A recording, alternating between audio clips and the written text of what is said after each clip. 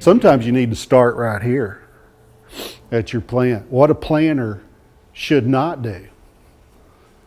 Does any of that look familiar to anybody? And with the planner's role? Billy's laughing. But see this all the time. I mean, and remember, the planners are normally really talented people. They can do a lot of stuff. They're a great resource. People know that, and they tend to get abused because of that.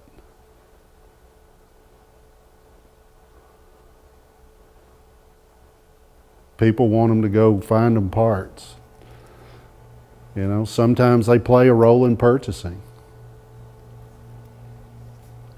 Clerical activities. That's one you really got to be careful of, because planners get so overwhelmed with closing work orders, putting in data.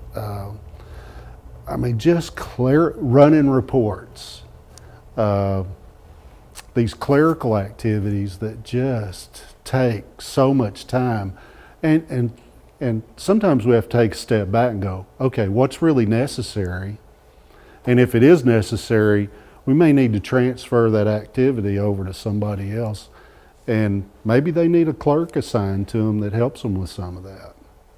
Because the real value-adding activities for a planner is not clerical work. You got them in that position to get them ready to get jobs ready to be scheduled, and they're spending their time doing clerical work. Not good.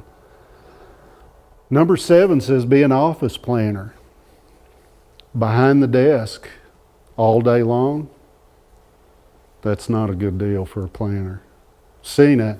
I'm sure you guys seen it too, but half their job is out in the field. It's out from behind that desk. If they're doing clerical duties, they're going to be behind the desk. Guarantee you. Be the help desk. Remember, they're talented guys. People are going to use them. They're going to abuse them.